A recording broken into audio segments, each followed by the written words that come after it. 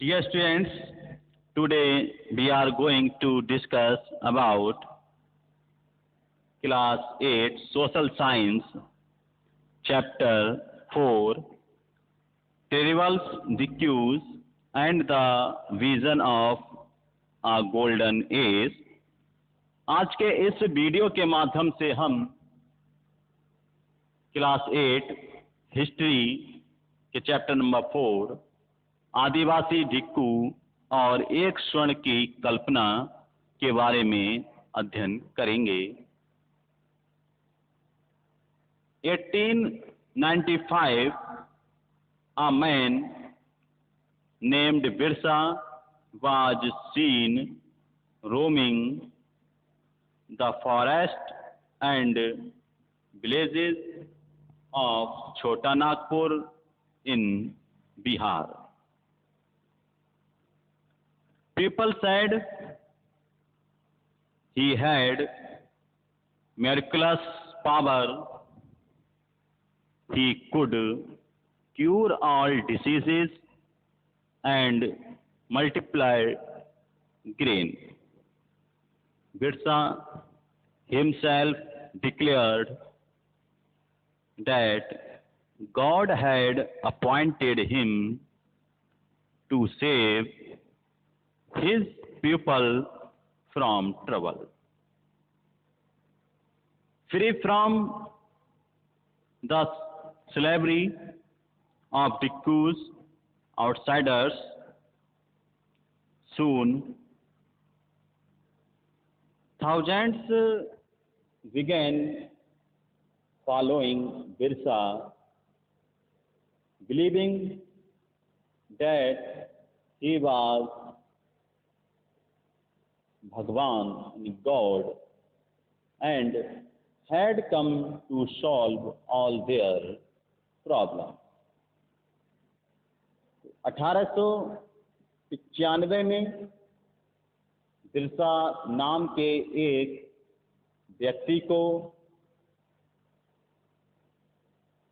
झारखंड में छोटा नागपुर के जंगलों और गांवों में घूमते देखा गया। लोगों का यह मानना था कि उसके पास चमत्कारी शक्तियां हैं, वह सारी बीमारियों को दूर कर सकता था और अनाज की छोटी सी ढेरी को कई गुना बढ़ा देता था। बिरसा ने खुद ये ऐलान किया था कि उसे भगवान ने लोगों की रक्षा, यानी जो दिक्कू हैं, बाहरी लोग हैं, आउटसाइडर हैं, उनसे गुलामी से आज़ाद कराने के लिए भेजा। कुछ समय के भीतर हजारों लोग बिरसा के पीछे चलने लगे। वे उसे भगवान मानते थे। उन्हें यकीन था कि वह उनकी समस्याएं दूर करने आया है। Birsa was born in a family of Mundas, a tribal group that lived in Chota Nagpur, but his followers included other tribals of the region, Santhal and Uram. All of them were different ways were unhappy with the changes they were experiencing and the problems they were facing under British rule. Their familiar ways of life seemed to be disappeared, their livelihoods were under threat, and their religion appeared to be in danger. Birsa का जन्म एक मुंडा परिवार में हुआ था। मुंडा एक जनजातीय समूह है जो छोटा नागपुर में रहता था। बिरसा के समर्थकों के में इलाके के दूसरे आदिवासी, संथाल और उरांव भी शामिल थे। ये सभी अपने आसपास आ रहे बदलावों और अंग्रेज शासन के कारण उत्पन्न हो रही समस्याओं से परेशान थे। उनकी परिचित जीवन पद्धति नष्ट दिखाई दे रही थी। आजीविका खतरे में थी और उनके धर्म छिन्न भिन्न हो रहे थे। What problems did Birsa set out to resolve? Who were the outsiders begin prepared to as recruits, and how did they enslave the people of the region? What was happening to the tribal people under the British? How did their lives change? These are some of the questions you will read about in this chapter. Birsa किन समस्याओं को हल करना चाहता था, जिन्हें डिक्कू कहा जा रहा था? वे बाहरी लोग कौन थे? उन्होंने इलाके के लोगों को गुलाम कैसे बना लिया था? अंग्रेजों के राज में आदिवासियों के साथ क्या हो रहा था? आदिवासियों का जीवन किस तरह बदल रहा था? तो इन सभी क्वेश्चंस के बारे में, इन सभी प्रश्नों के बारे में हम इस अध्याय में इस प्रश्नों पर विचार करेंगे। आखिर क्या क्या समस्याएं थीं उन आदिवासी लोगों के सामने। You have read about tribal societies last year. Most tribes had customs and rituals that were very different from those laid down by Brahmans.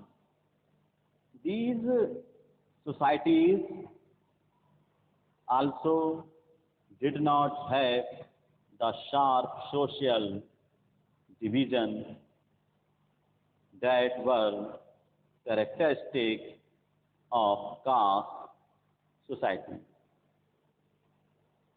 All those who belonged to the same tribe thought of themselves as sharing common ties of kingship.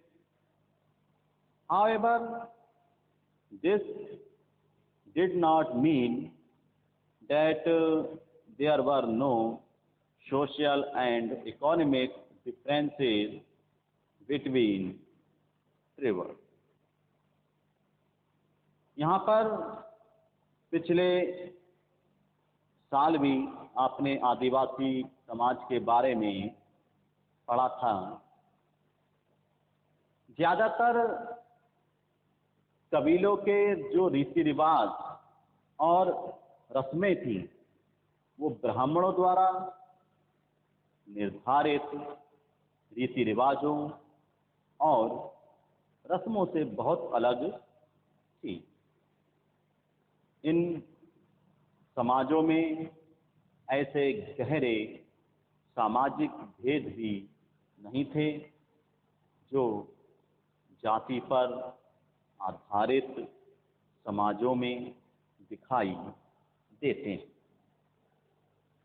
एक कबीले के सारे लोग कुटुंब के बंधनों में यानी घर के बंधनों में बंधे होते थे, लेकिन इसका यह मतलब भी नहीं है कि आदिवासियों के बीच कोई आर्थिक और सामाजिक फर्क नहीं था। How did tribal group live? अब आदिवासी लोग यानी जो जनजातीय समूह था वह किस तरह रहते थे, किस तरह अपना जीवन यापन करते थे? By the 19th century, tribal people in different parts of India were involved in a variety of activities. 19वीं सदी तक देश के विभिन्न भागों में आदिवासी तरह तरह की गतिविधियों में सक्रिय थे। Some were झूम कल्टीवेटर, कुछ झूम खेती करते थे। Now we understand the झूम कल्टीवेटर। हम झूम कल्टीवेटर्स के बारे में जानेंगे कि झूम कल्टीवेटर क्या है। Some of them practice झूम cultivation, that is shifting cultivation. This was done on small patches of land, mostly in forest. The cultivators cut the tree top to allow sunlight to reach the ground and burn the vegetation on the land to clear it for cultivation. They freed the ash from the firing, which contained potash, to fertilize the soil. They used the axe to cut trees and the hoe to scrape the soil in order to prepare it for cultivation. They broadcast the seeds, that is, scattered the seeds on the field instead of pulling the land and sowing the seed.